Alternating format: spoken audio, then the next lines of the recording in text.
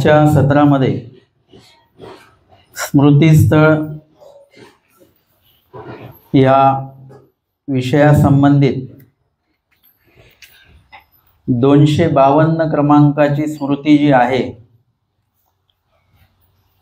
ती आपण बघत आहोत। अनुसरण निर्धारी ईश्वरगती निर्वचू। अनुसरणाचा जर का निर्धार असेल तर निश्चितपणे त्या जीवाला परमेश्वराची प्राप्ती होत असते। म्हणजे देवाकडे जर का आपल्याला पोहोचायचं असेल तर अनुसरण हे एक असा एक भाग आहे जो आपल्याला करावाच लागतो। अनुसरणाशिवाय ईश्वरापर्यंत पोहोचणे नाही। आणि अनुसरण म्हणजे काय आहे? अनुसरणाची एक सोपी व्याख्या देवाने सांगितलेली। अनुसरण करणं जरी कठीण असेल किंवा अनुसरणाच्या माध्यमातून देवापर्यंत पोहोचण्याचं एक महत्त्वपूर्ण ते साधन जरी असलं तरी त्याची व्याख्या सांगताना मात्र देवाने एकदम सोपी सांगितली।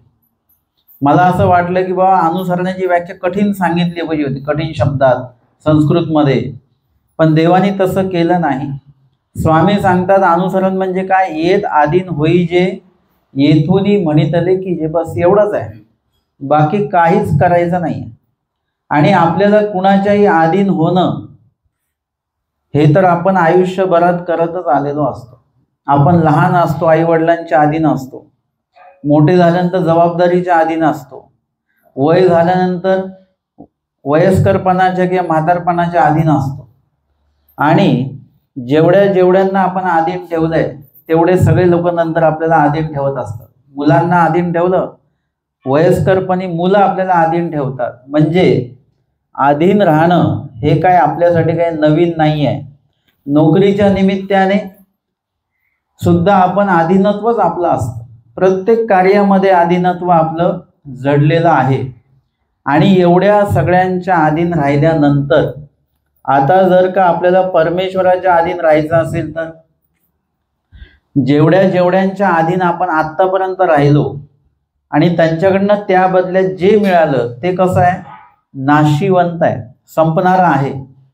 पगार मिळाला परंतु तो पगार काही दिवसात संपणारा आहे। पदार्थ मिळाला तो पदार्थ संपणारा आहे, नाश पावणारा आहे, खराब होणारा आहे। कुणाकडनं कपडे मिळाले तर ते कपडे सुद्धा काही दिवसांनी खराब होणारे आहेत। दागिने मिळाले तर ते काही दिवसामध्ये त्याचंही मूल्य जे आहे ते कमी होत असतं। अशा दृष्टीने आपल्याला ज्यांच्या अधीनत्वामुळे जे काही मिळालेलं आहे ते सर्वच्या सर्व नाशिवंत आहे, संपणारा आहे, किंवा त्याचा एक विशिष्ट वेळाने त्याचा वीट येतो। अलंकाराचं मूल्य कमी होत नाही, पण अलंकाराचं जे काही नाविन्य असतं ते मात्र कमी होत जातं। म्हणून प्रत्येक वर्षी नवीन काही ना काही अलंकार करावे लागतात। म्हणजे इत्यादी सर्व गोष्टी तुम्हाला काय करतात? एक त्रस उत्पन्न करत असतात। आणि हे सर्व अधीनत्व जेवढ्यांचं आपण केलं त्यांच्याबद्दल नंतर मग आपल्याला कुठल्याही प्रकारची गोडी राहते नाही राहते, लाभ होतो नाही होतो। अदृष्टपर तर लाभ होतच नाही, परंतु दृष्टपर सुद्धा लाभ होत नाही। आणि म्हणून अनंत सृष्टी आपण अनेकांच्या अधीनत्वाखाली राहिलो आणि आतापर्यंत इथे परत दुःखच भोगतो आहोत आपण। आपल्यामध्ये कुठलाच बदल झालेला नाही। अलीकडच्या काळामध्ये जे नोकरीला लोक असतात, तरुण वर्ग, ते काय करतात? 2-4 वर्षांनी ती कंपनी बदलतात पुढच्या कंपनीत। म्हणजे अनुभव, त्याच्यानंतर अजून काही उत्पन्न वाढतं, अनुभव वाढतो आणि सोबतच स्वतःचा आत्मविश्वास सुद्धा वाढत असतो। म्हणजे इत्यादी प्रकारे या ठिकाणी आपल्याला जे मिळत नाही ते पुढच्या ठिकाणी भेटलं पाहिजे या अपेक्षेने तो पुढच्या टप्प्यामध्ये जात असतो। तसं आपण मूल्यमापन करावं की आत्तापर्यंत आपल्याला काय मिळालेलं आहे। सर्वांसाठी कष्ट घेऊन, दुःख घेऊन जे काही मिळालेलं असेल त्या व्यतिरिक्त अजून काय आहे जे मिळवणं बाकी आहे। आणि त्याचं उत्तर मग आम्हाला ब्रह्मविद्येमध्ये मिळतं। तर त्या ब्रह्मविद्येच्या अनुषंगाने, आधाराने आपण जर का ईश्वराच्या जर का अधीन झालो तर आपल्याला निश्चितपणे काहीतरी आधीपेक्षा चांगलं मिळणार आहे, उत्तम मिळणार आहे. म्हणजे तुमची जशी दृष्टी असेल तसं आहे. तुमची दृष्टी जर का ज्ञानयुक्त दृष्टी असेल तर उत्तमाति उत्तम, म्हणजे तिथे सांगितलंय लाभाचे लाभ, परम लाभ मिळणार आहे. असा लाभ आपल्याला कधीच नाही मिळाला. आणि म्हणून ते आधीनत्व येत आधीन होईजे, म्हणजे देवाच्या अधीन व्हायचं आहे. आणि येथूनही म्हणितले की म्हणजे देवाने सांगितलं ते करायचं आहे, बाकी काहीही वेगळं काही नाही आहे. अनुसरण म्हणजे खूप काही मोठं कठीण काम आहे वगैरे वगैरे असं काही डोक्यातनं काढून टाका. सहज आहे. शाळेमध्ये आपण मुलं पाठवतो, त्यांना काय सांगतो, शिक्षकांचं ऐका. बस ते मुलं त्या गेटच्या आतमध्ये गेले की ते शाळेच्या अधीन होतात आणि शिक्षकाने म्हटलेलं ते करतात. ते शाळेमध्ये पण शिक्षकाने म्हटलेलं करतात, घरी आल्यानंतर सुद्धा होमवर्क आहे शिक्षकाने सांगितलेला तो ते करतात.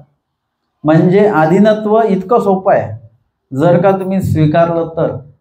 आता आपल्याला कुठल्याही जीवाचं अधीनत्व स्वीकारायचं नाही, प्रपंचाचं नाही, ना देवतेचं नाही. आपल्याला जे अधीनत्व स्वीकारायचं ते परमेश्वराचं अधीनत्व स्वीकारायचं आहे, ज्यामध्ये कुठलाही आपलं नुकसान नाही, तोटा नाही, लाभच लाभ आहे. असं अधीनत्व लीळा चरित्रामध्ये आपण जर का बघितलं तर अनेकांनी स्वीकारलेलं आहे. भटोबासांनी स्वीकारलेलं आहे, महादाईसांनी स्वीकारलेलं आहे, माहीमभट्टांनी, बाईसांनी ते स्वीकारलेलं आहे.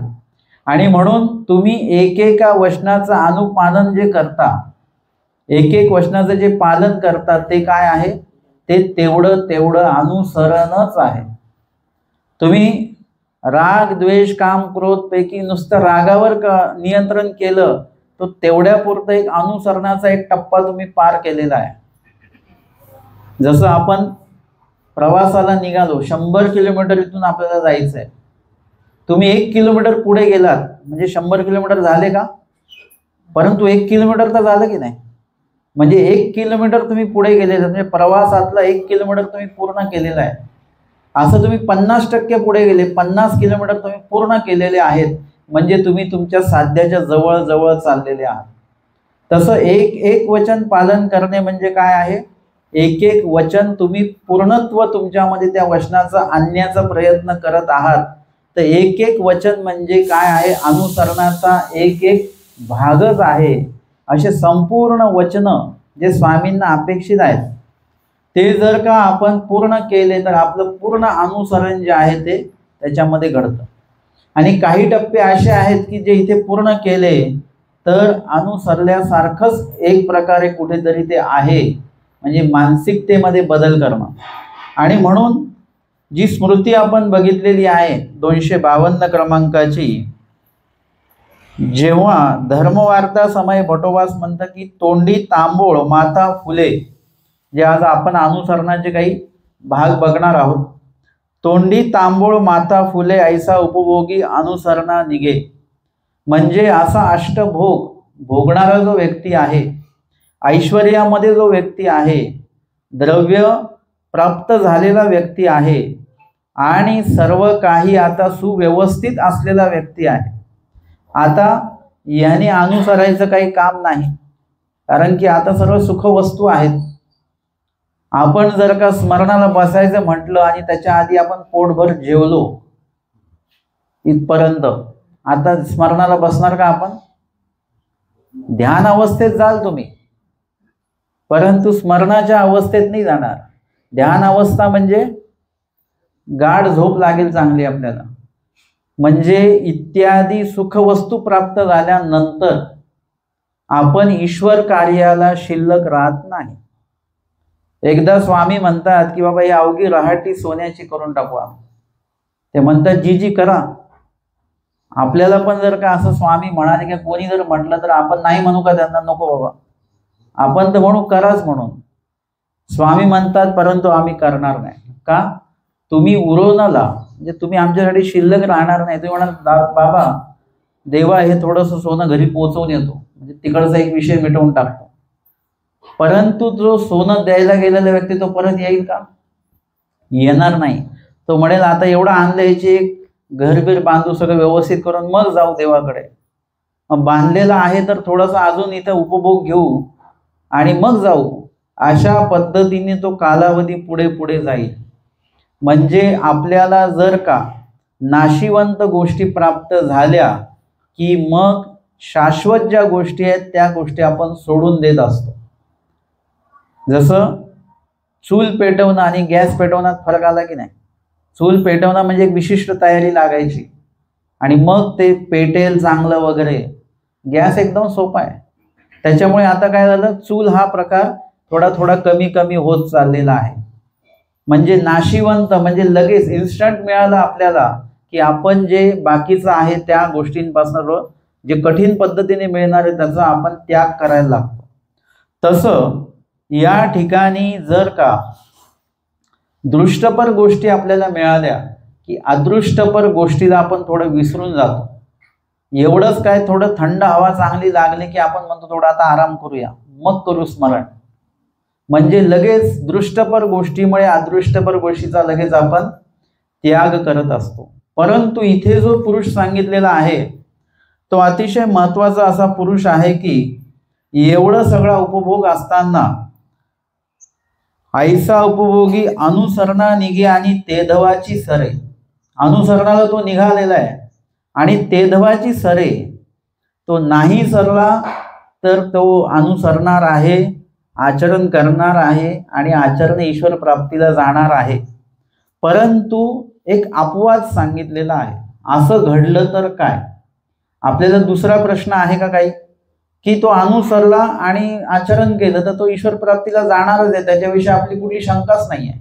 आपली शंका अशी आहे की तो निघालेला आहे पण मध्ये अडथळा आला, मग काय होईल, त्याच्या उल्लेखाचं काय होईल, त्याच्या निर्धाराचं काय होईल, त्याच्या त्यागाचं काय होईल. तेधवाची सरे तया नाचरताची ईश्वर गती गा. न आचरताची म्हणजे आपण वासनिक दशेतल्या व्यक्तीबद्दल बघितलं. वास्तविक म्हणजे पूर्ण अनुसरणाची ज्याची तयारी आहे, प्रापंचिक व्यक्ती आहे परंतु अनुसरणाची तयारी आहे, अनुसरणाचा निर्धार आहे. अनिष्ट कार्य जर का घडलं, चुका घडल्या तर त्याच्याविषयी मनामध्ये दुःख बाळगणारा व्यक्ती आहे. प्रायश्चित्त आणि दुःख हे तेवढ्या वेळापुरतं नसतं बरं का. पाय लागलं सॉरी म्हटलं असं नाही, किंवा पाय लागलं की 2 दंडोत घातले म्हणजे संपलं असं नाही. प्रायश्चित्त आणि अनिष्ट सेवा पोळणे म्हणजे काय, तो वासनिक अनिष्ट सेवेमुळे पोळतो म्हणजे दुःखी होतो, म्हणजे तो सतत जळत असतो. आमच्या बाईसांनी चूक केली. काय चूक केली? पाय पुसणं बसायला टाकलं, शिळं अन्न दिलं.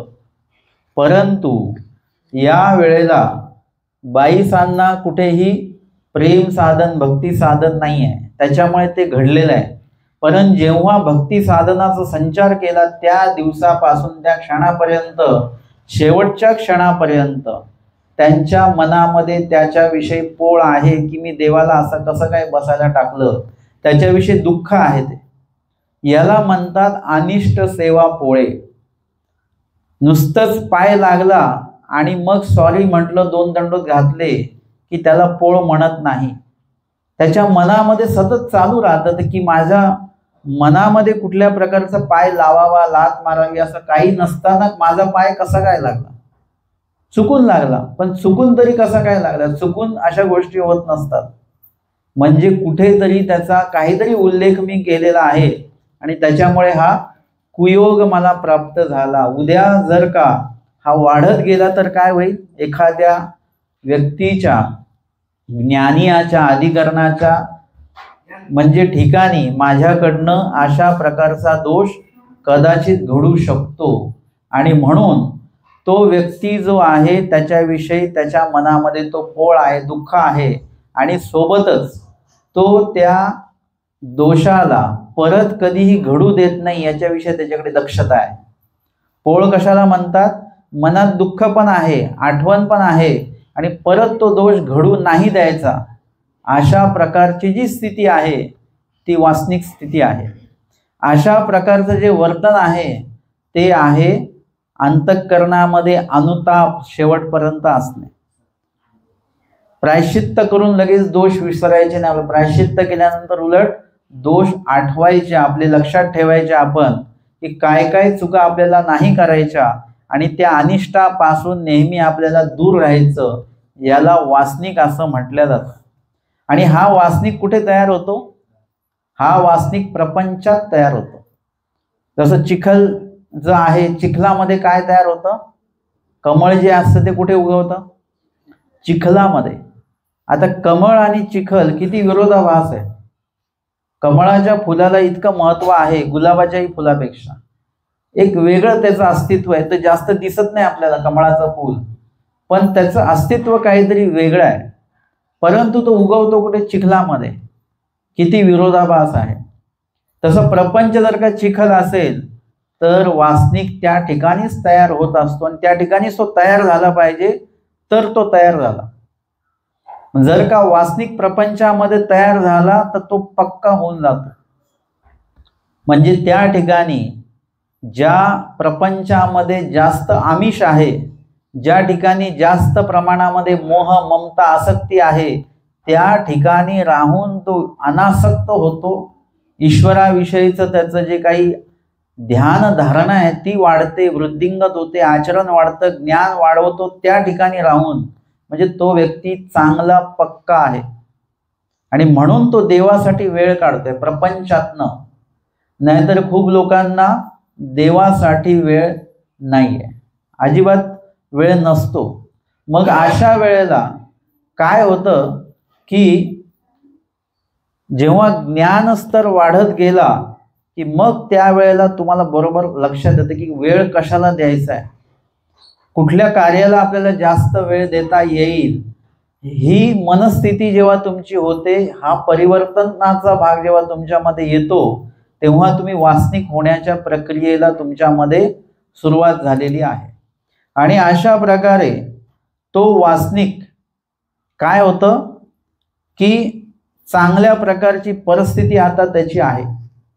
खूपदा असं बघितलेलं आहे आम्ही की आधी त्यांची परिस्थिती खराब आहे, हाल अपेष्टा कष्ट सगळं सोसून मुलांचं शिक्षण सगळं करून आता सुस्थिती प्राप्त झाली, आता मोठं घर बांधलं, मुलं चांगली कामाला लागली आणि त्या व्यक्तीचं ज्ञान सुद्धा आहे त्याला, आणि त्याला वाटतं की आता मी अनुसरावं. मग त्याचे मुलं असतील किंवा मुलगी असतील त्या म्हणतात नाही, आता एवढे दिवस तुम्ही कष्ट सहन केले आणि आता तर सर्व ऐश्वर्य भोगायची वेळ असताना तुम्ही आता परत मार्गात जाणार, ते जाऊ देत नाही. काही ठिकाणी उलट आहे बरं का. ते मुलं किंवा मुली आम्हाला सांगतात, आमच्या आईंना सांगा अनुसरायला, आमच्या वडिलांना अनुसरायला सांगा. आता म्हणजे वयस्कर झाले भरपूर, मग ते काही आई वडील का कोणी ते एकदम वयस्कर आहेत, ते काही जायला तयार नाही. एकीकडे जायला तयार आहे तर त्यांना पाठवायला तयार नाही. मला असं वाटतं असं का होतं? सून चांगली असेल तर सासू चांगली नसते, सासू चांगली तर सून चांगली नसते. असं मिसमॅच का असतं नेहमी? असं का नसतं? तर असंही असतं, काही ठिकाणी आई वडील सुद्धा तयार असतात आणि मुलं सुद्धा पूर्णत्वाने तयार असतात. म्हणजे सगळ्या गोष्टी आपल्याला बघायला मिळतात. मग इथे सर्व सुखस्थिती असताना आणि तो व्यक्ती जर का अनुसरणासाठी निघाला आणि तेदभाजी जर का सरे, तर नाचरताची ईश्वर गतिका, म्हणजे न आचरता, आचरण न करता त्यांना ईश्वर गती होऊ शकते. म्हणजे पुनःसंबंधी जाऊ शकतात ते. मध्ये क्रियापूर्णत्वाचा देह मिळणारच आहे, कारण क्रिया कुणाची पूर्ण होत नाही. त्या क्रियेला पूर्ण करणं हा एक क्रमप्राप्त भाग आहे आणि पुनःसंबंध होईल आणि मग ईश्वर भेटी होईल. परंतु न आचरताची म्हणजे त्यांनी त्याचं आचरण कधीतरी मागे केलेलं आहे, या जन्मामध्ये त्यांचं खूपसं जे आचरण आहे ते आचरण झालेलं आहे आणि त्याच्यामुळे फक्त एक औपचारिकता बाकी, वस्त्र बदलाची एक औपचारिकता बाकी आहे, घरातनं बाहेर पडण्याची एक औपचारिकता बाकी आहे. वांचून घरातली कुठली आसक्ती त्या व्यक्तीला नाही, कुठल्याही प्रकारचे त्या घरामध्ये कार्य करण्याची आवड त्या व्यक्तीला नाहीये. फक्त तो औपचारिक आणि देहयुक्तच फक्त त्या घरामध्ये त्या कार्यामध्ये उपस्थित आहे आणि फक्त एक छोटासा जो काही कार्य आहे तेवढंच एक बाकी आहे. आणि म्हणून तो जेव्हा निघतो त्यावेळेला तो जर का सरला काही कारणास्तव, मग ते सरणं सुद्धा कसं पाहिजे, अपघाती नाही पाहिजे बरं का. जे स्वाभाविकपणे जो मृत्यू होत असतो तसा मृत्यू झाला तर ते अपेक्षित आहे, नाहीतर मग आत्मघाताचं त्याला लागेल.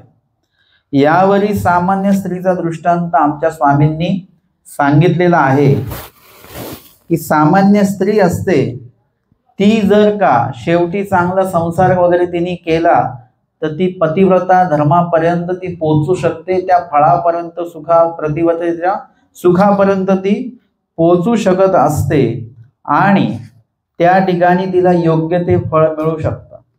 आणि म्हणून याचा सिद्धांत आपण बघतो की आपण जरी अनंत सृष्टी, अनंत चौकड्या, अनंत युगे, अनंत जन्मे, अनंत क्षणी इतर कार्यासाठी आपण वेळ दिला असेल, जीवदेवता प्रपंचासाठी वेळ दिलेला असेल, परंतु आता आपण परमेश्वर रूपी नित्य पती जे आहेत त्यांचा जर का स्वीकार केला तर त्याच्यामुळे आपण पतिव्रता धर्मापर्यंत म्हणजे एकनिष्ठ भक्तीपर्यंत आपण पोहोचू शकतो आणि निश्चितपणे आपल्याला काय होणार आहे, ईश्वर प्राप्ती होऊ शकते.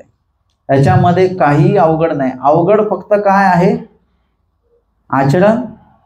आचरण पण अवघड नाही आहे. अवघड काय आहे, आपली निश्चिती, निर्धार, हाच एवढाच अवघड भाग आहे. तुम्ही एकदा निर्धार केला की मग काहीच अवघड नाही आहे. आमचे स्वामी सांगतात की ते जे अन्न आहे ते अन्न तुम्ही काय करा, ग्रहण करा.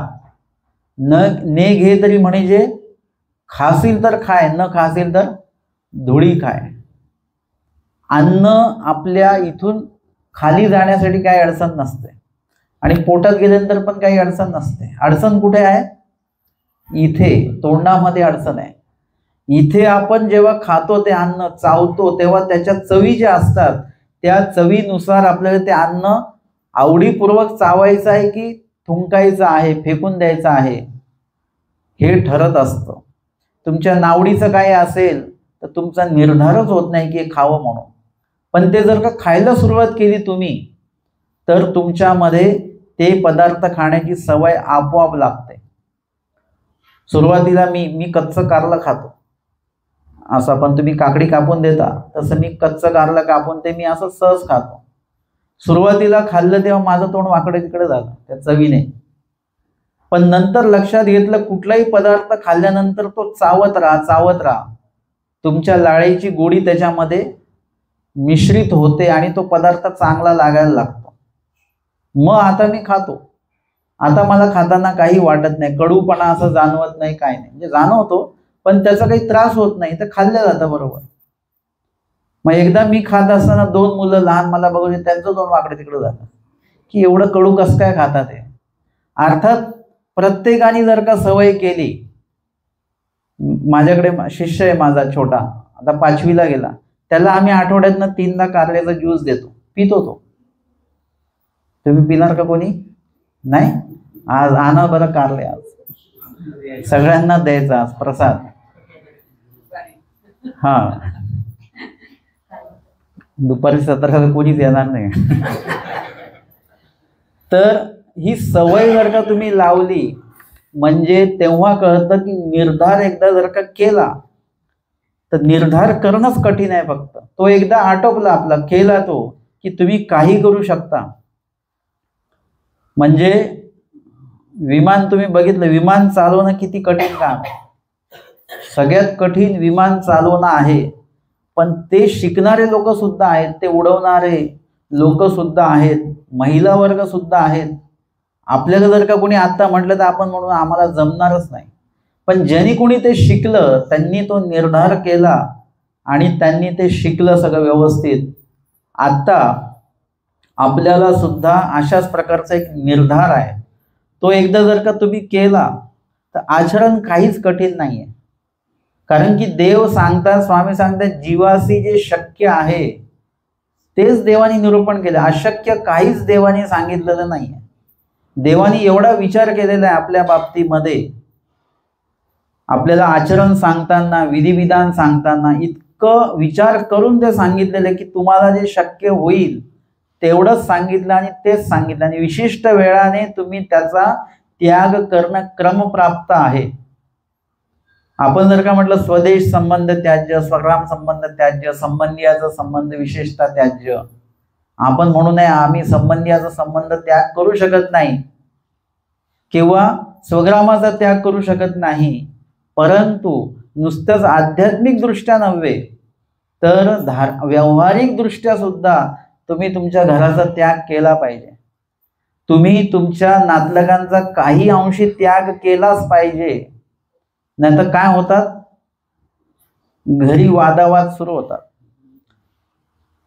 सून आल्यानंतर देखील जर का सासूबाई स्वदेश संबंधियाचा त्याग करत नसेल, त्यांच्या त्या कार्यामध्ये प्रपंचामध्ये जर का लक्ष घालत असतील तर काय होईल, त्या वेळेला आपण एका विशिष्ट वेळाने काही गोष्टींच्या बाबतीत निवृत्त झालं पाहिजे. आपण थोडासा संसाराचा त्याग, आपले विचार त्यांच्यावर लादायचे नाही, त्यांचे विचाराने त्यांना चालू द्या.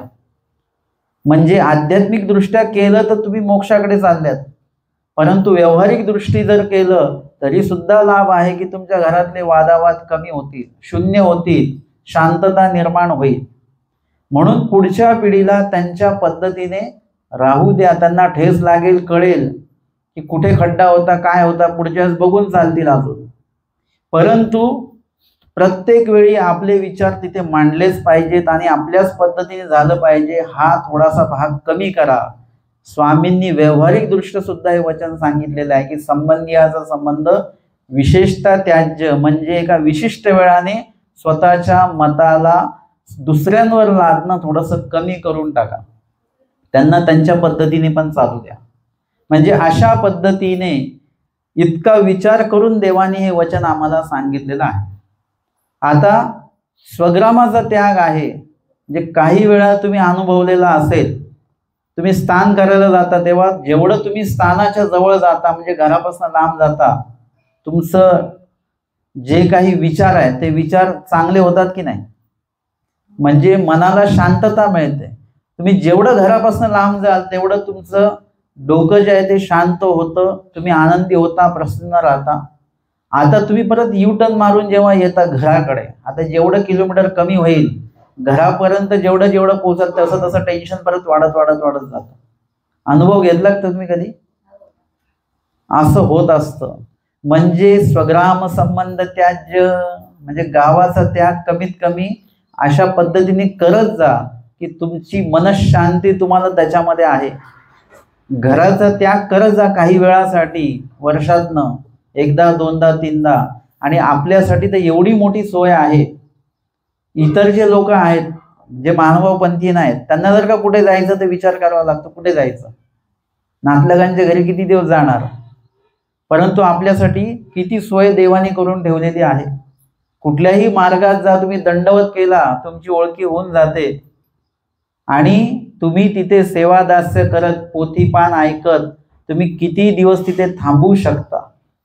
त्या ठिकाणी जर का तुम्ही सेवेअर्थी उपयोगी जात असाल तर कुणी तुम्हाला मार्गातले लोक जाऊ देणार नाहीत, आणि आपण असेच गेलो तर कुणी राहू देणार नाहीत. म्हणजे कुठेही गेलं तरी आपल्याला सेवादास्य हे करणं क्रमप्राप्त आहे. म्हणजे एवढी सोय आपली देवाने ठेवलेली आहे. तुमचे नातलग लोक तुम्हाला विचारत नाही तेवढं मार्गातले लोक तुम्हाला जाताना शिदोरी घ्या, हे घ्या, ते घ्या. तुम्ही म्हणता शिदोरी नको, कारण की आपलं वेगळंच असतं की बाहेर जेवूया आपण. मार्गातले लोक नाही, शिदोरी घेऊन जा आणि ती आपल्याला उपयोगी येते. म्हणजे एवढी सोय आहे. फक्त निर्धार जो असतो तो निर्धार एकदा आपण केला पाहिजे. आता खडकुली परिसरात जे जातात त्यांना सगळं घेऊन जावं लागते शिदोरी, पण काल परवापासून तिथे सोय झालेली आहे भोजनाची, अन्नछत्र सुरू झालं. म्हणजे सोय बघा परमेश्वर कशी करून ठेवतात जीवाच्या माध्यमातून. अशा पद्धतीने तुम्ही फक्त आचाराचा निर्धार करा. आचाराचा निर्धार केला की पुढचे सर्व टप्पे परमेश्वर पूर्ण करतात. भिक्षा तर भिक्षामध्ये, भोजनाची अजिबात काळजी नाही आहे इकडे. परमेश्वर एवढं देतात की ते काढून ठेवावं लागतं, नाही म्हणावं लागतं, कारण तुमचा परिच्छेद आहे. सोबतच इतर सर्व जे काही साह्य आहे ते सुद्धा परमेश्वराच्या माध्यमातून आपल्याला प्राप्त होत असतं. आणि हे ज्ञान झालं म्हणूनच तो जो कोणी अष्टभोग भोगणारा जो व्यक्ती आहे तो स्मृतीमध्ये सांगितलेला तो त्याच परमेश्वराच्या त्या वचनाला समोर ठेवून त्याचा तो निर्धार करतो की आता मला निघायचं आहे आणि परमेश्वर सर्व सहाय्य करणार आहेत हा निर्धार त्याचा पक्का होता आणि तो निघत असतो। अशा पद्धतीने अनुसरण घेणाऱ्यांचे काही काही विशिष्ट भाग येतात ज्याच्यामध्ये वास पाहिल्याचा हा एक प्रकार येतो। याच्यामध्ये सुद्धा एखादा व्यक्ती जो आहे तो वासनिक दशेत आहे, ज्ञान आहे, आचरण आहे, अनुसरणाची इच्छा आहे आणि असा व्यक्ती जेव्हा त्याचा निर्धार होतो की आता मला अनुसरायचं आहे असा निर्धार त्याचा झाला, उल्लेख झाला, परंतु बाहेर पडण्याच्या आतच त्याचा मृत्यू जर का झाला तर त्याला म्हणतात वास पाहिल्याचा, म्हणजे त्यांनी देवाकडे पाहिलंय, देवाकडे तो उल्लेखलेला आहे, त्यांनी उच्चारण केलेला आहे आणि उच्चारण केल्यामुळे त्याचा जो उच्चारण आहे ते परमेश्वर नोंद करून ठेवतात की यांनी आपल्याकडे हा शब्द बोललेला आहे की मी अनुसरणार आहे म्हणून, म्हणजे हा अनुसरू शकतो। परमेश्वर त्याचा जो उल्लेख आहे तो लेखी लावतात। परंतु इथे सुद्धा त्याचा मृत्यू हा स्वाभाविक झाला पाहिजे, अपघाताने होता कामा नये। हा 56च्या आतच आहे आणि फक्त उल्लेख केला आणि सरलेला आहे। आता पुढचा जो टप्पा आहे तो मोहरेचा आहे। येथची मोहरची पुरे असं वचन स्वामींचं आहे। म्हणजे मोहरणं म्हणजे काय, त्याकडे आकर्षित होणं किंवा तुमच्यामध्ये त्या हालचाली होणं। जो आपण या स्मृतीमध्ये बघितल्या 252 क्रमांकाच्या स्मृतीमध्ये जो व्यक्ती बघितलेला आहे की त्यांनी अनुसरणाचा निर्धार केला आणि तो निघाला आणि मग सरलेला आहे, म्हणजे मागचा जो वास पाहिल्याचा जो पुरुष आहे त्यांनी फक्त उल्लेख केला पण तो निघाला नाही। आणि यांनी काय केलेला आहे, उल्लेखही केला आणि ते निघाले देखील आहेत, हालचाली सर्व सुरू झालेल्या आहेत आणि मग सरलेले आहेत। तर मग काय होईल की त्यांचं सुद्धा ते मोहरण जे आहे ते परमेश्वर लेखी लावत असतात, म्हणजे त्यांना पुढे क्रिया पूर्णत्वाचा एक देह देतील, मनुष्य देहामध्ये त्यांना आणतील, त्यांची ती अनुसरणाची जी क्रिया आहे ती पूर्ण करतील आणि त्यानंतर मग पुन्हा संबंधी त्यांना परत जन्म येतील। अशा प्रकारे हा जो पुरुष आहे तो सुद्धा अशाच प्रकारचा आहे, वास पाहिल्याचा आणि मोहरेचा। याच्यामध्ये वास पाहिल्याचा काय फरक आहे तुम्हाला कळाला का? त्यांनी फक्त उल्लेख केला आणि मोहरेच्या पुरुषाने काय केलं, ते निघाले सुद्धा आहेत उल्लेखानुसार। अशा पद्धतीने हा फरक आपल्याला बघायला मिळतो। त्यानंतर पुढचा टप्पा आहे तो 2 घडियाचा, म्हणजे अनुसरण घेतल्यानंतर 2 घडी तो जो पुरुष आहे म्हणजे वासनिक दशेतला पुरुष आहे। आता हा 3रा टप्पा आहे बरं का पुढचा, याचा क्रम मी तुम्हाला कसा लावायचा तो सांगतो नंतर। मग यांनी काय केलेलं आहे की अनुसरण जे आहे ते अजून बाकीच आहे आणि त्यामध्ये त्यांनी काय केलेलं आहे की पूर्ण वासनिक दशेतलं आचरण पूर्ण केलेलं आहे, अनुसरल्यासारखंच वर्तन त्यांचं आहे, फक्त काही औपचारिकता बाकी आहेत, त्या औपचारिकता पूर्ण केले की पूर्ण अनुसरणच आहे। आणि अशामध्ये त्यांनी अनुसरणही घेतलं आणि अनुसरण घेतल्यानंतर 2 घडी ते जर का जगले आणि 2 घडी नंतर ते सरले तर त्यांना म्हणतात 2 घडियाचा, म्हणजे या ठिकाणी त्यांचं भरपूरसं आचरण हे आधी झालेलं आहे। आचरण म्हणजे काय आहे की बाह्यक्रियेपेक्षा आंतरक्रिया याला म्हणतात आचरण। म्हणजे बाह्यक्रिया ज्या आहेत त्या तर आपण करू शकतोच, गाठी हातामध्ये घेतली तसं आता आम्ही जर का हातात गाठी नसली तर काय म्हटलं जातं, बाबांच्या हातात कधी गाठी नसते। आता महत्व कशात आहे, स्मरणाला की गाठीला? परंतु तुम्ही गाठीलाच देता। जर का आमच्या हातात गाठी, आम्ही स्मरण करतही नाही, फक्त गाठी आहे, तर बाबांच्या हातात 24 तास गाठी असते बरं का. ते स्मरण करतात की नाही करतात याच्याशी तुम्हाला काही घेणं नाही. परंतु देवाला मात्र बाह्यक्रियेपेक्षा आंतरक्रियेला परमेश्वर जास्त महत्व देतात. तुम्ही सेवा भरपूर केली नाही, आंतर आवड काहीच नाहीये. आणि तुम्ही सेवा नाही केली पण आंतर आवड भरपूर आहे. सेवा मात्र अल्प केली, कमी मिळाली तुम्हाला, परंतु त्यामध्ये मात्र अंतर आवड तळमळ भरपूर आहे की अजून मला सेवा घडावी, अजून सेवा घडावी असं आहे. आणि क्रिया मात्र तुम्हाला अल्पच मिळाली, सेवा तुम्हाला थोडीशीच मिळाली, तर परमेश्वर जेव्हा त्याचं फळ देतात किंवा गोमटं तुम्हाला त्याचं प्राप्त होतं, तेव्हा आंतरक्रिया तुमची किती महत्वाची आहे त्यावर तुम्हाला ते प्राप्त होत असतं. म्हणजे त्या ठिकाणी दोन्ही भाग महत्वाचे आहेत, परंतु आंतरक्रिया जी आहे, अंतर आवड जी आहे ती अत्यंतिक महत्वाची आहे. म्हणून तुम्ही अन्नदान देत असाल पंचपक्वान्नांचा आणि भाव काहीच नाही. पंचवत्राच्या ताटात असतात ना, भरपूर भाव असलेले म्हणजे महागडे पदार्थ ताटात असतात, परंतु अंतर्भाव जो असतो तो नेमका ताटामध्ये नसतो, त्याला जागाच नसते. एवढे पदार्थ घुसवलेले असतात त्याच्यामध्ये, इकडून हे तिकडून ते तिकडून ते. म्हणजे तुमचा जो भाव त्याच्यामध्ये पाहिजे तो भाव नसतो. कधी कधी मला वाटतं की ते ताट पदार्थाला नव्हे तर अहंकाराने पण भरलेलं असतं बरं. काहींचं, सगळ्यांचं नाही. त्यांना वाटतं आमचा पंचावतार, आमचा पंचावतार आम्ही केला आणि त्यांच्यापेक्षा चांगला केला आम्ही. याला म्हणतात अहंकार. खूप वेळा आपला उपहार किंवा कार्य, विधी कार्य हे इतरांच्या चढाओढीने असतं. त्यांनी असं केलं का, मग आपण असं करूया. म्हणजे आपल्या मनामध्ये अहंकार असेल तर ताटामध्ये पण अहंकारच सगळा वाढला जातो. आणि एखाद्या वेळेस अवयव सारखी एक म्हातारी बाई आहे, तिच्या पुऱ्या किती आहेत, पंचपक्वान्न नाही, काही नाही, पंचावराचं ताट नाहीये, काहीच नाहीये, दोनच पदार्थ आहेत, परंतु भाव एवढा महत्वाचा की देव आमचे स्वामी जेवल्यानंतर परत जेवतात. स्वामींची श्रीमंत सुकुमार आरोगण आहे, कमी जेवतात स्वामी, परंतु भोजनानंतर सुद्धा परत भोजन करतात. आणि तिची अंतर आवडी एवढी आहे की देवाने परत क्षुधा स्वभावाचा स्वीकार केलेला आहे.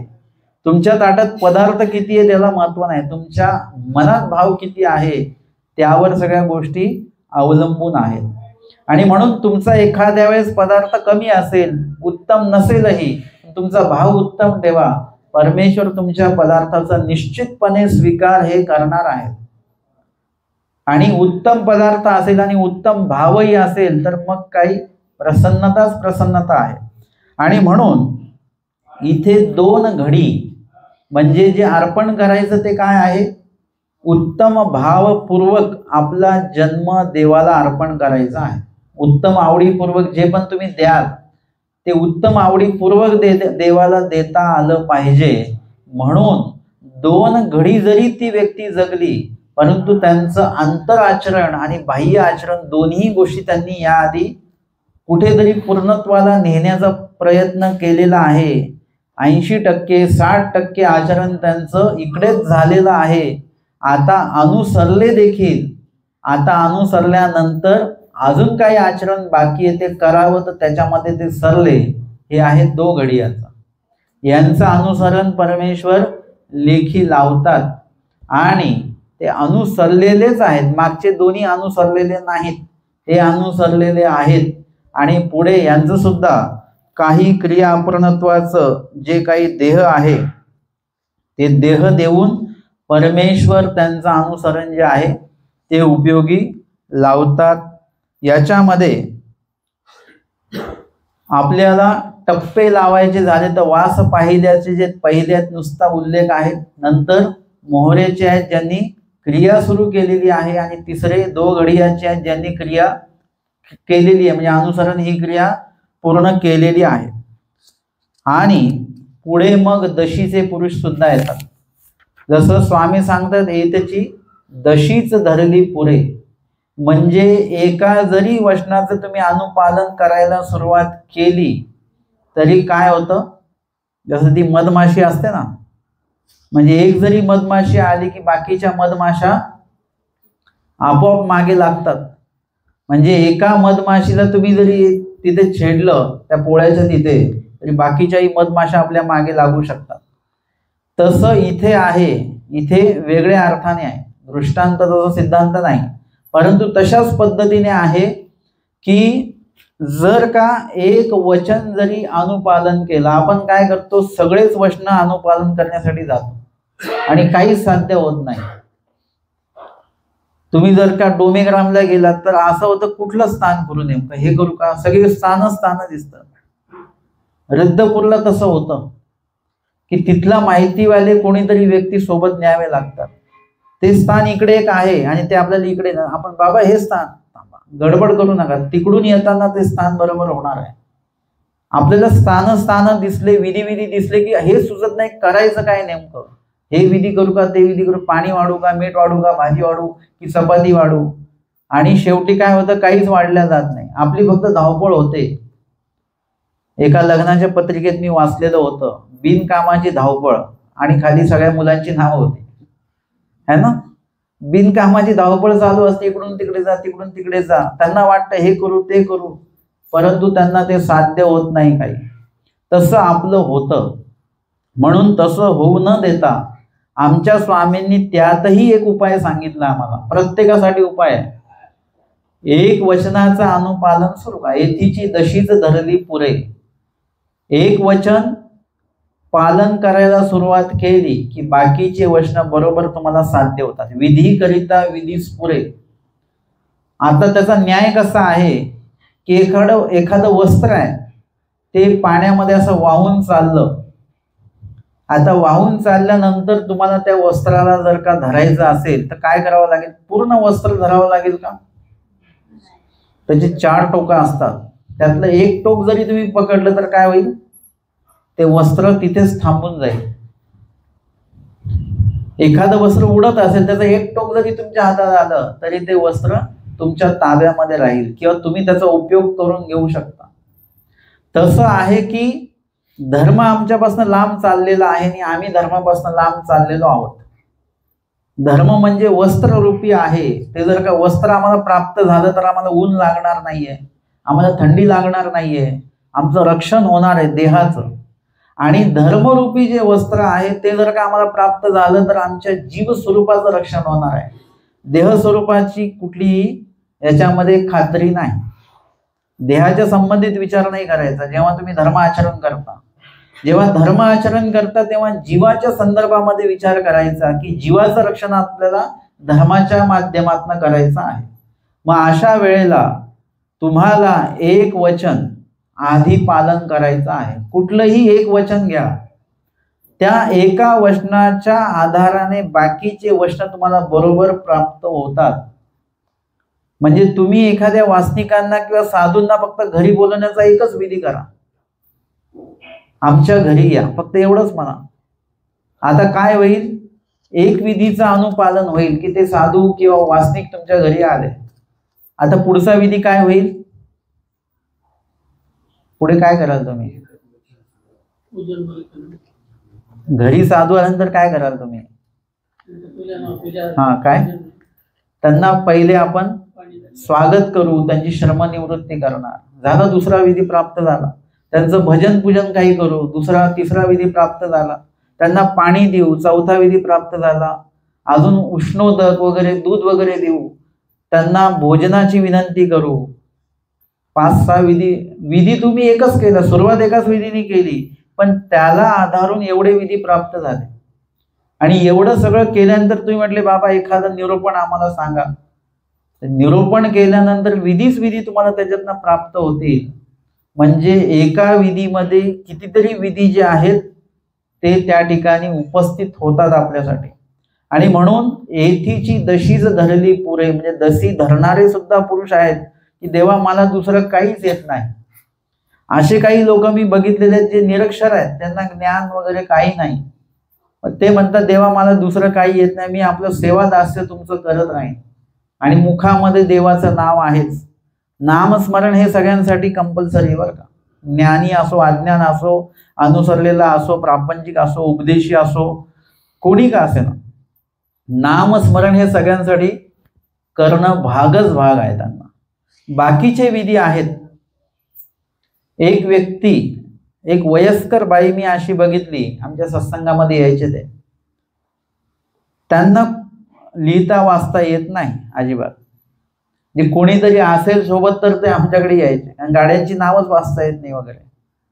परंतु कुठलीही लीळा सांगायला लागले त्या बाईला ती लीळा माहितीच असायची. आम्ही जर का म्हटलं, आणि मग त्यावेळेला स्वामी दुपारची वामकुक्षी घेतायत आणि त्यावेळी दुपारी कोण आलं ते सांगायचे, जानोपाध्याय आले. स्वामी रिद्धपूरला जाताना स्वामींसोबत ते म्हणायचे चांगदेव भट होते. लिहिता वाचता येत नाही आणि सगळी नावं कसं काय पाठ आहेत, आणि सगळे लीळा, कधी कधी गावांची नावं पाठण्यासाठी, पण लीळा मात्र त्यांची पक्की पाठांतर. कसं काय बरं शक्य आहे?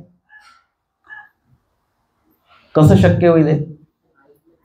ऐकलं, आणि ते पण कसं ऐकलं? मनापासनं ऐकलं. जसं तुम्ही भांडणामध्ये समोरचा आपल्याला काय बोलतोय इतकं मनापासनं ऐकतात ना लोक, ते कधी विसरत नाही. सगळं विसरून जातील, परंतु ते वाक्य मात्र विसरणार नाहीत.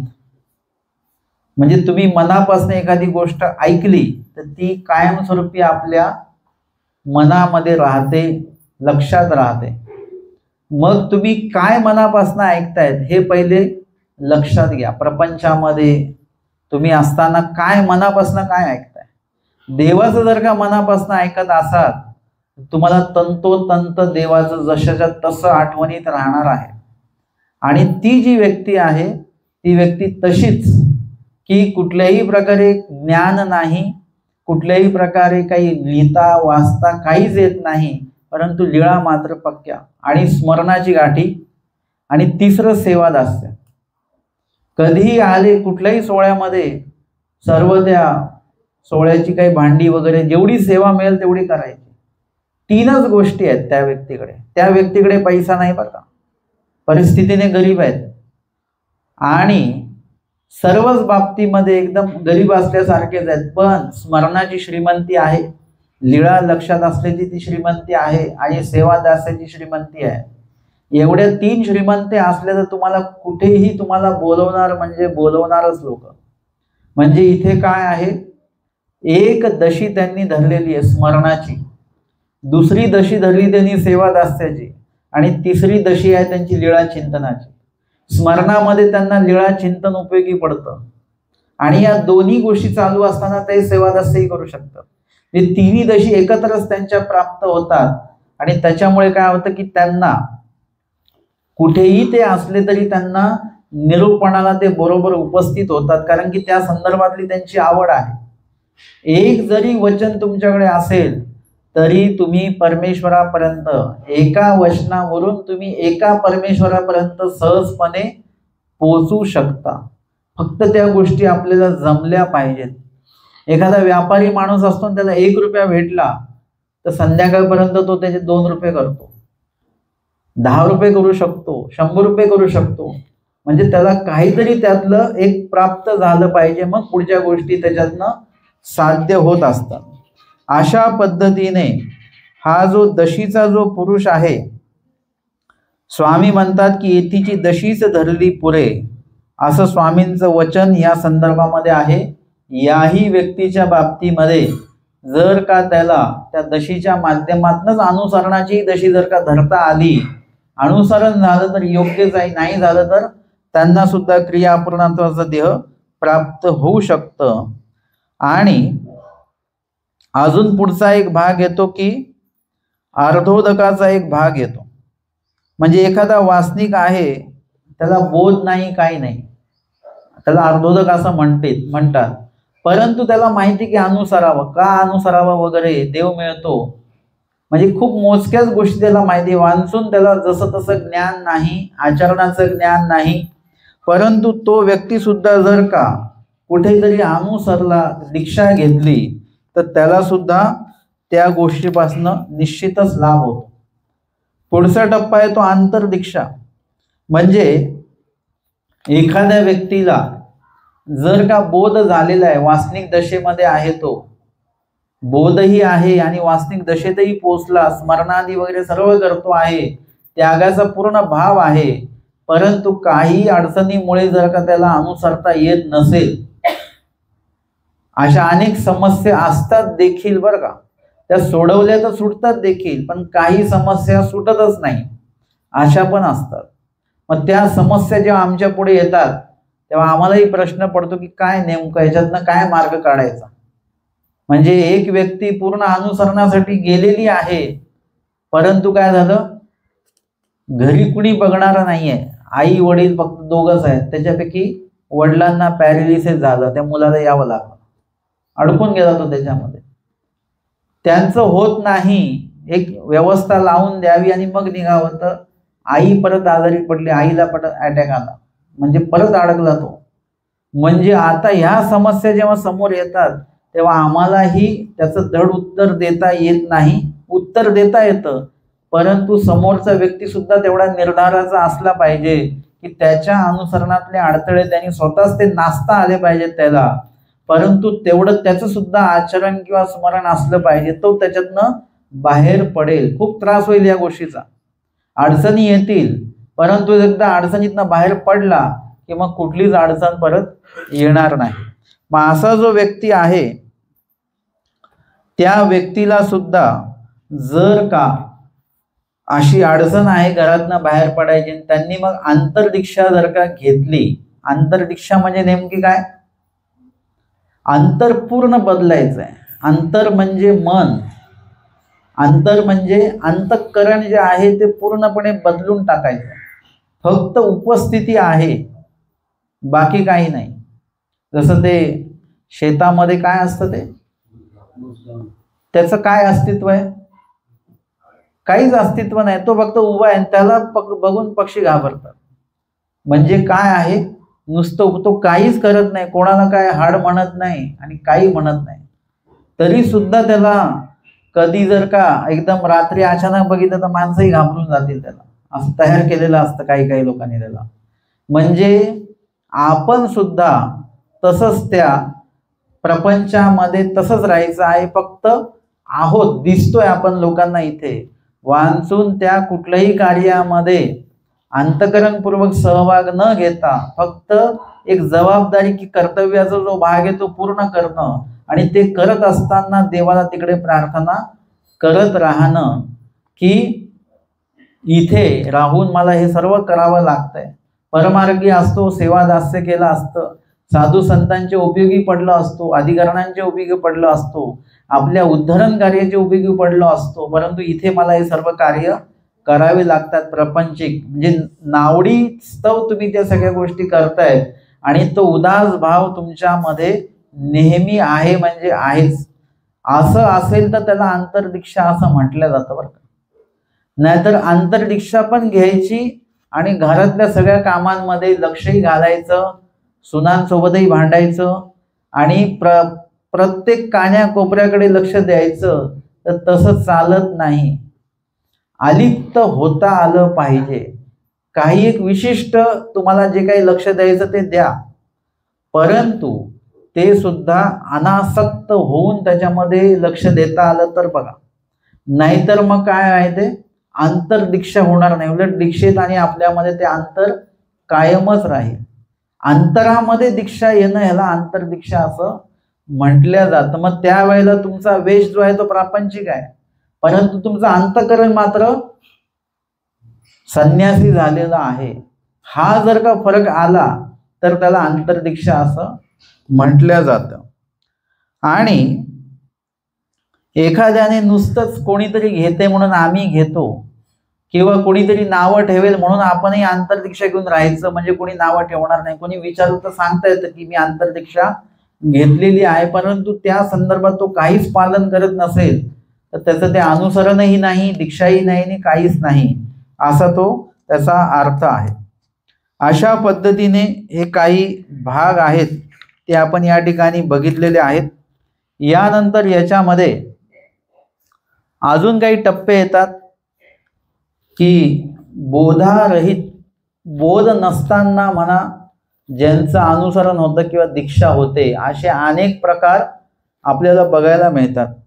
याच्यामध्ये वेधेसी अनुसरणारे आहेत, म्हणजे ज्यांना मार्गात गेले आणि त्यांना ते आवडलं. कधी कधी असं असतं ना की एखादा अन्य व्यक्ती असतो, तो मार्ग वेद त्याला होतो आणि वेदास्तव तो उपदेश घेतो. काही लोक वेदास्तव अनुसरतात, म्हणजे आता आपली इच्छा नसते अनुसरायची, पण तुम्ही विशिष्ट मार्गांमध्ये गेलात की ते 8 दिवस थांबलात की आपोआप तुमच्या मनात भाव निर्माण होतो की आपण अनुसरायचं. म्हणजे वेधेसी म्हणजे आवडीपूर्वक, त्याच्यामध्ये बोध किंवा ज्ञानाचा भाग नाहीये. ज्ञानाचा भाग असेल तर तो निर्धार वेगळा असतो, पक्का असतो. यानंतर आप्त वाक्य म्हणजे आपल्या जवळचे कोणीतरी आहेत ते म्हणाले आपल्याला आणि म्हणून आपण अनुसरण्याची तयारी केलेली आहे, कारण की त्यांचा शब्द आपण वाया घालवत नाही. ते म्हणतील ते तशा पद्धतीने त्यांचं आपलं एक सलोखा असल्यामुळे. त्याच्यानंतर त्रसास्तव म्हणजे प्रपंचाचा त्रस उत्पन्न झाला आणि त्याच्यामुळे काय झालेलं आहे की इथे कंटाळा आला म्हणून तिकडे आता जाऊ म्हणून काही लोक दीक्षा घेणारे लोक. दीक्षा आणि अनुसरणामध्ये फरक आहे. आणि ज्ञान असून दीक्षा घेणारे आणि ज्ञान नसून दीक्षा घेणारे असा फरक चालू आहे. ज्ञान असून दीक्षा घेणारा एक वेगळा प्रकार आहे.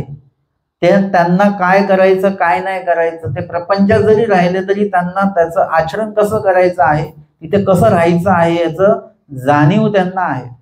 परंतु ज्यांना ज्ञान नाही आणि जे अनुसरलेले आहेत त्यांना मग लक्षात येत नाही की आपण कसं राहायचंय, काय राहायचंय, कसं टाळायचंय, काय काय गोष्टी टाळल्या पाहिजेत, आपण हे लक्षात घेतलं पाहिजे. आणि म्हणून आपण सुद्धा काय करतो की एखादे साधू काही चुकीचं वागत असतील आणि ते आपल्या दृष्टीला पडले तर आपण कोणाला नावं ठेवतो? पूर्ण देवालाच, धर्माला नावं ठेवतात. काही लोक पूर्ण होलसेल धर्मालाच नावं ठेवतात. काही लोक संपूर्ण साधूंना की साधू लोक असेच असतात. काही लोक फक्त त्या एकाच व्यक्तीला नाव ठेवतात आणि काही लोक म्हणतात स्वाभाविक आहे, आता त्यांचं एवढं आयुष्य प्रपंचात गेलं आणि आता एकदम दीक्षा घेतली आणि ज्ञान काय नाहीये. म्हणजे अशा पद्धतीने तुम्ही काय काय तुमच्या मनाला समजूत घालता किंवा कसं तुम्ही निर्णय घेता त्याच्याविषयी हे तुमच्या ज्ञानावर अवलंबून आहे. आणि म्हणून एक जण चुकला म्हणून सगळेजण चुकतात असं नाही.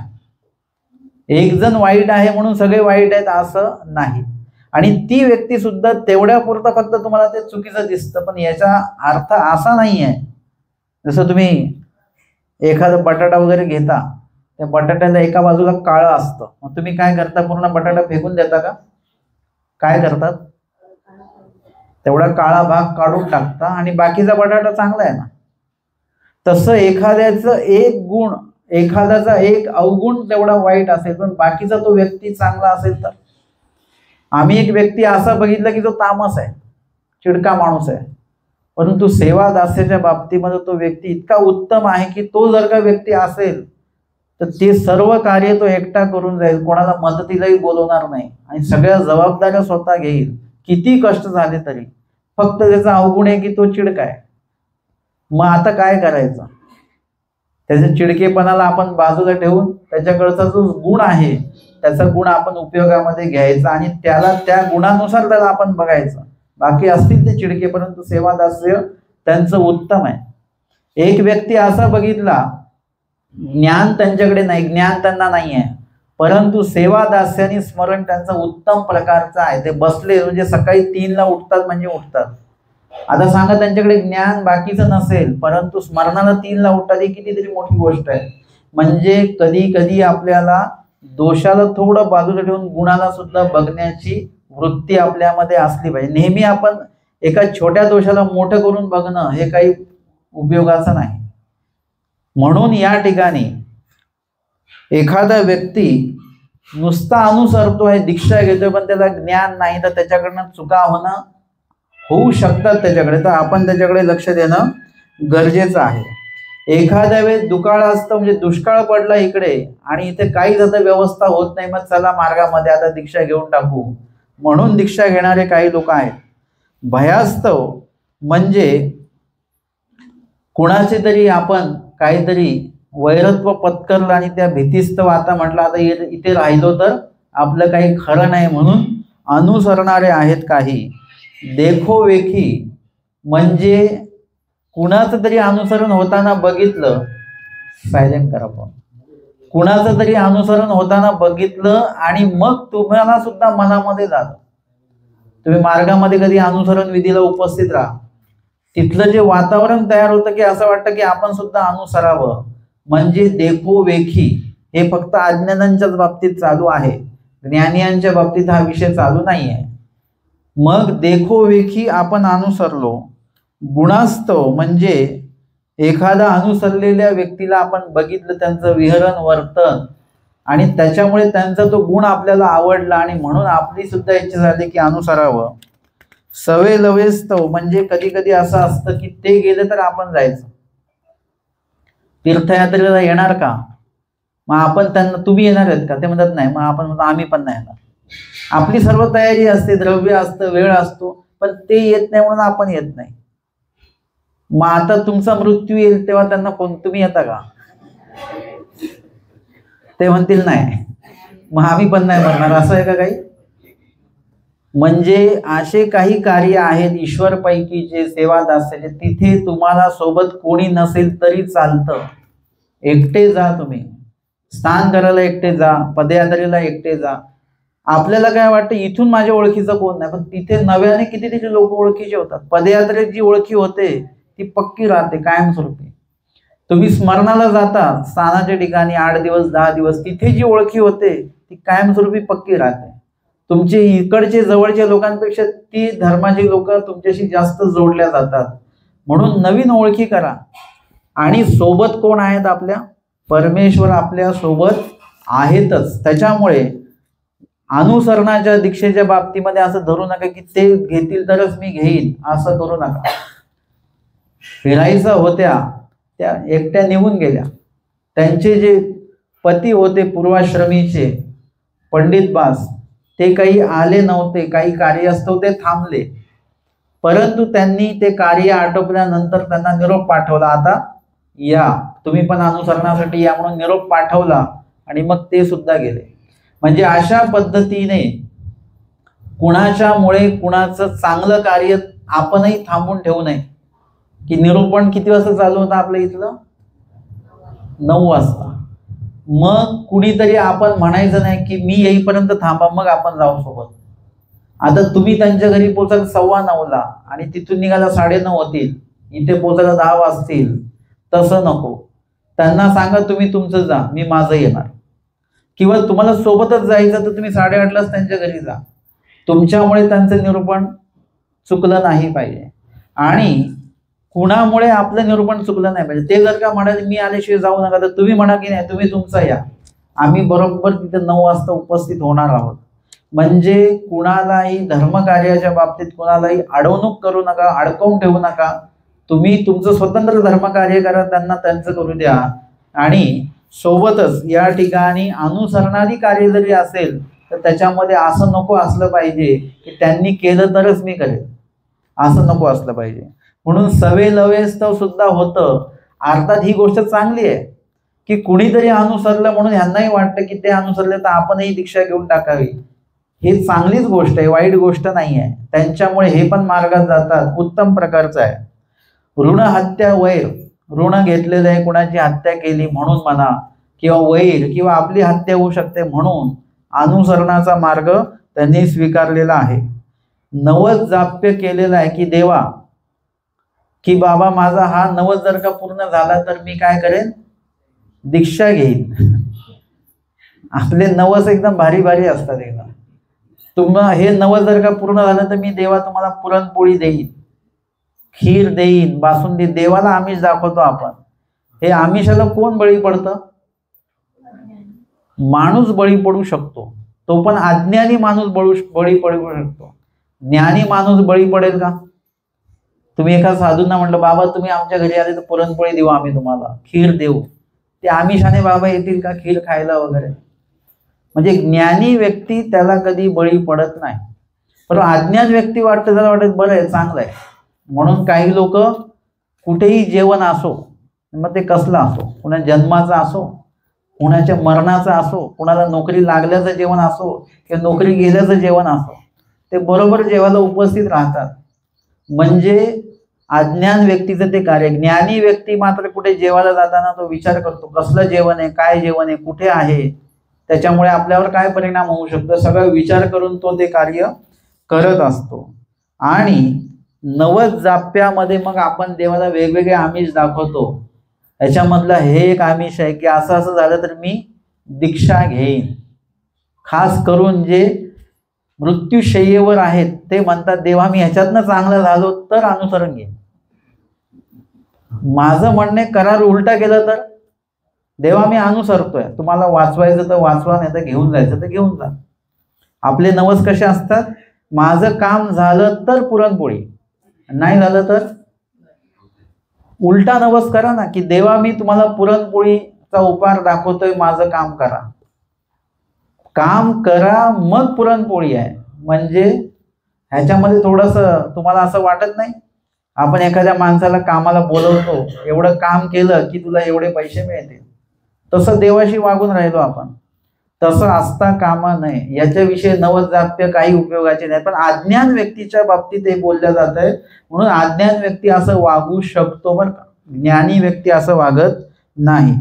रूढी परंपरा म्हणजे त्यांचं असतं की आमच्या घरातनं एक तरी माणूस अनुसरतोच म्हणून आम्ही अनुसरतोय, असं सुद्धा अनुसरणारे लोक आहेत, म्हणजे दीक्षा घेणारे. कीर्तिस्तव म्हणजे जर का माझी दीक्षा झाली तर माझी कीर्ती होईल, एवढं सर्व प्रपंचाचं व्यवस्था लावून ह्यांनी अनुसरण घेतलं म्हणजे मान सन्मान माझा वाढेल म्हणून दीक्षा घेणारे काही लोक आहेत. शास्त्रास्तव म्हणजे शास्त्रामध्ये काहीतरी त्यांनी ऐकलं की संन्यास घेतलाच पाहिजे, त्याच्यामध्ये त्यांनी 4 धर्म सांगितले. शेवटचा संन्यास धर्म, वानप्रस्थ आश्रम, संन्यास आश्रम ऐकलं आणि मग त्यांनी ते दीक्षा घेतली. एखाद्या निरूपणामध्ये ते ऐकलं आणि त्यांनी ते घेतलं. लोभास्तव म्हणजे ते सांगितलेलं की त्या मुलाला वाटलं की आपण जर का तिथे मार्गात गेलो तर आईने आपल्याला काही संपत्ती दिली नाही, ती संपत्ती तिथे राहून मिळवता येईल म्हणून तिथे जाऊन राहायचं. दीक्षा घ्यायची झाली तर आईसाठी किंवा नातलगांच्या समोर दीक्षित राहायचं आणि नंतर त्यांच्याकडनं संपत्ती घेऊन घ्यायची. परंतु नंतरच्या टप्प्यात जर का त्यांना ज्ञान झालं आणि खरोखरच ते अनुसरले आणि पुढे त्यांचं चांगलं आचरण सुरू झालं म्हणजे तो लोभ आहे तो निघून गेला त्यांचा. पण अज्ञान असेल तर तो लोभ तसाच राहणार. त्यानंतर काही अशी परिस्थिती निर्माण झाली की गरिबी आली, एकदम सर्वच हिरतवून गेलं. म्हणजे जे आता जर का तो व्यक्ती ज्ञानी आहे तर त्याच्यासाठी हे काय आहे, स्वतेव जाय तेवळी सांडी, तो त्यागाच्या मुख्य प्रकारामध्ये तो बसेल की परमेश्वर सगळं हिरतून घेतात. परंतु कधी कधी परिस्थिती सगळं हिरतून घेते आणि ते घेतल्यामुळे काय होतं की परिस्थितीच अशी गरिबी येऊन जाते की इथे मग काही ठाव ठिकाणच राहत नाही. म्हणून आपलं दीक्षा घ्या म्हणून सुद्धा काही दीक्षा घेणारे आहेत. एखादी दुर्घटना बघितली की बाबा अपघातच झाला, क्षणामध्ये व्यक्ती होताना निघून गेला, हे बघितल्यानंतर आपल्या मनामध्ये झालं की आपलं सुद्धा असं काही झालं तर, म्हणून ते म्हणतात की नाही अनुसरा लवकर. अशाही घटना झालेल्या आहेत की गाडी उभी केली रस्त्याच्या बाजूला आणि अपघात झाला, नशिबाने ते त्या गाडीत नव्हते, गाडीचा अपघात होऊन गेला, हे बाजूला होते, ते म्हणाले आज आपण गाडीत असतो तर काय झालं असतं, म्हणजे हा जन्म तर असाच अपघातात गेला असता, आता असं नको आपण अनुसरूया. आणि त्यांनी अनुसरण घेतलं, पण त्यांना अनुसरणाची जाणीव होती म्हणून ते अनुसरण पदामध्ये पडेल. नाहीतर ते अज्ञान पण असेल तर मग विनाबोध दीक्षा असं त्याच्यामध्ये ते पडू शकतात. एखाद्या स्मशान वैराग्य प्राप्त होतं, आपल्याला होतं ना, स्मशानात कोणाच्या अंत्यविधीला गेलं की तेव्हा वाटत असतं की बा माणूस आता होता आता गेला. कोरोनामध्ये अनेक लोकांना असं स्मशान वैराग्य निर्माण झालं की आता काही खरं नाही, म्हणजे त्याच्यामुळे मग म्हणजे दीक्षा घेतली.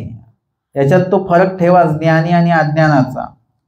अशा पद्धतीने हे काही प्रकार आपण बघितले. चढाओढीस्तव, जसं पंचावतार चढाओढीस्तव करतात लोक, तसं दीक्षा सुद्धा त्यांनी घेतली का मग मी पण घेऊन दाखवणार म्हणून सुद्धा दीक्षा घेणारे लोक आहेत. किंवा चेतन पदार्थाला त्रस्त म्हणजे घरातल्या लोकांना वैतागून त्या घराचा त्याग करून टाकतात. ते घरातले लोक एवढा त्रास देतात, मुलं असतील, पत्नी असेल, सतत काही ना काही तगादा असतो, म्हणून वैतागून त्यांनी काय केलं, दीक्षा घेतली, असं सुद्धा आहे. आणि काही लोक नरकाच्या भयामुळे, काहींना काही आजार झाला म्हणून ते दीक्षा घेतात. कॅन्सर झालं की मग आता दीक्षा घ्यायची, असं सुद्धा असतं. किंवा सूचित झालं काहीतरी 2-3 वेळा की असं असं मला गुलाबी कपडे दिसतात, मग आम्हाला असं स्वप्न सांगितलं की आम्ही लगेच म्हणतो ते दीक्षा आहे बरं का, स्वामींची इच्छा आहे की तुम्ही दीक्षा घ्यावी. आता स्वप्नाचा कुठलाही कोर्स आमचा केलेला नाही बरं का. ते तुम्ही लोक येतात, बाबा हे असं असं स्वप्न पडलं, मला तर खूप टेन्शन येतं बरं का स्वप्नाचा अर्थ सांगताना. हा कोर्स मी केलेला नाहीये, कुठल्या स्वप्नाचा कुठला अर्थ होतो, मग मी आपलं डोकं लावून काहीतरी जोडून सांगतो, असं मीच नाही, सगळेच सांगत असतात. कारण की तुमचं स्वप्न ते सूचित आहे की स्वप्न आहे हे फक्त देवालाच माहिती आणि तुम्हालाच माहिती. तर त्याच्यातनं खूप वेळा आपल्याला स्वप्नच पडत असतात. स्वप्नाचे अर्थ आता कधी काळी आपल्याला पडत असतील तर ठीक आहे, पण एक व्यक्ती अशी आहे की सतत कधी भेटले की ते स्वप्नच सांगतात, हे स्वप्न पडलं, ते स्वप्न पडलं. म्हणजे अर्थातच सगळ्याच स्वप्नाचे अर्थ असतात असे नाही, पण सूचिताचे अर्थ असतात. सूचित जे पडलेलं आहे ते परमेश्वर सूचित करून देतात आणि ते लक्षात येतं की हे सूचित आहे, म्हणून ते सूचित असेल तर त्याचा बरोबर अर्थ त्याच्यातनं प्राप्त होतो.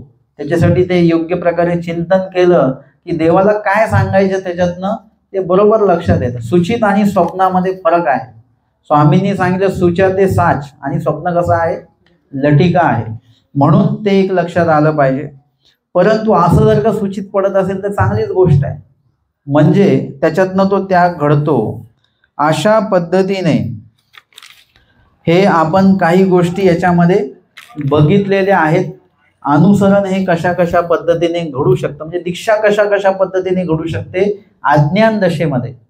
आणि अज्ञान दशेमध्ये जरी दीक्षा घेतली, परंतु पुढे जाऊन जर का त्यांनी परमार्गामध्ये जाऊन काही ज्ञान श्रवण केलं, सेवादास्य केलं, स्मरण केलं, अधिकरणांच्या आज्ञेचं अनुपालन केलं, तर तो व्यक्ती ज्ञानामध्ये तो बदलू शकतो. त्याचं जे काही वेदास्तव जी दीक्षा आहे किंवा भयास्तव जी दीक्षा आहे त्याचं एक बदल परिवर्तन होऊन एक ज्ञानयुक्त अनुसरणामध्ये तो प्रवेश करू शकतो.